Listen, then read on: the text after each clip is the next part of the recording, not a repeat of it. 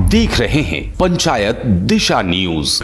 केंद्र ने देश में आदिवासियों के हित में रक्षा के लिए संवैधानिक अधिकार दिए हैं, लेकिन इस कानून का पालन नहीं हो रहा है। मध्य प्रदेश के कई जिलों में आदिवासियों के अधिकारों का हनन हो रहा है। सरकारें इनका पालन नहीं करवा पा रही हैं।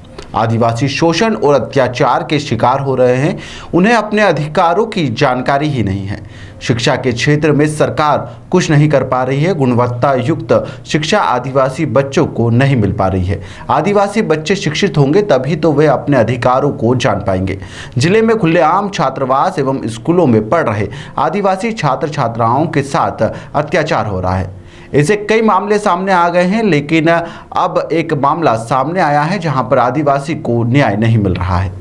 आपको बता दें कि इन दिनों छिंदवाड़ा जिले के आदिवासी विभाग में पदस्थ सहायक आयुक्त नेताओं के हाथों की कठपुतली बनकर रह गए हैं। उन्हें आदिवासी बच्चों की कोई चिंता नहीं है। इन दिनों आदिवासी बच्चों के साथ अत्याचार की खबरें आम हो गई हैं। चाहे छात्रावास हो या फिर स्कूल, खुलेआम छात्रों के साथ अत्याचार हो रहे हैं। लेकिन जिले में बैठे सहायक आयुक्त NS बरकड़े सब मुखदर्शक बनकर देख रहे हैं। जिले में ऐसी कई घटनाएं आदिवासी छात्राओं के साथ में हो रही है, जैसे बिलावर कला स्कूल में शिक्षकों के द्वारा छात्रों के साथ अश्लील हरकतें हो, या फिर एकलव्य आदर्श आवासीय विद्यालय परिसर जुनारदेव में छात्र छात्राओं को प्रताड़ित करने का मामला। छिंदवाड़ा मुख्यालय के कन्या शिक्षा परिसर में स्थित पोस्ट मैट्रिक कन्या छात्रावास छिंदवाड़ा में अधीक्षा प्रीति दुबे के द्वारा छात्रा को कमरे में बंदी बनाने का मामला हो, जिसमें खुलेआम आदिवासी छात्र छात्राओं पर अत्याचार किया गया हो। लेकिन जिले में बैठे अधिकारी NS बरकड़े सब मुखदर्शक बनकर बैठे हुए हैं, या कहो सब ले देकर मामला शांत कर रहे हैं। कौन उठाएगा इन आदिवासी छात्र छात्राओं की आवाज़? यह एक सबसे बड़ा प्रश्न बना हुआ है। छिंदवाड़ा से रामकुमार राजपूत की विशेष रिपोर्ट। ये प्रीति दुबे जो आपकी पोस्ट मैट्रिक छात्रावास की कन्या परिसर की अधीक्षिका है, बच्चों को सर कमरे में बंद करके सर ऐसे बहुत सारे उन पर आरोप लगे हैं। क्या इस पर क्या कार्रवाई होगी सर?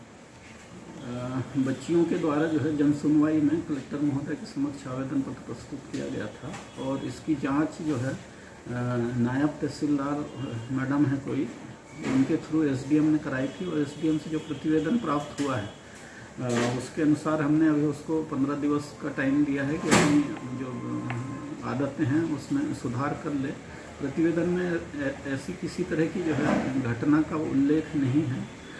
मैं स्वयं भी 2 बार उस संस्था का विजिट किया था और बच्चियों से चर्चा हुई थी, तो बच्चियों ने ये कहा कि मैडम हमको बाहर नहीं निकलने देती, खेलने नहीं देती हैं, परिसर के अंदर ही रखती हैं।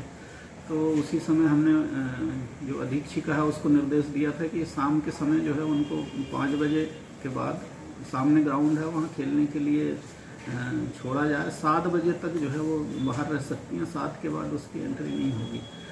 अधीक्षिका के भी कथन हमने उस समय लिए थे, तो अधीक्षिका ने ये कहा था कि कुछ बच्चियां जो है वो कोचिंग के लिए जाती हैं और देर रात तक मनमाने तौर पे लौटती हैं।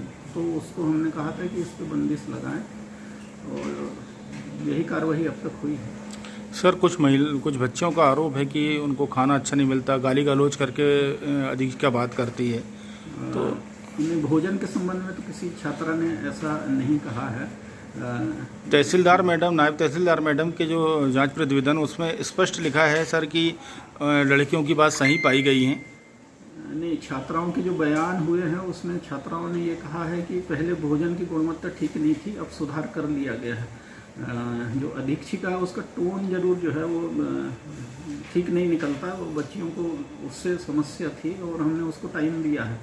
15 दिवस में भी कोई सुधार नहीं होता है तो फिर हम जाके देखेंगे और फिर चेंज करेंगे। ठीक है।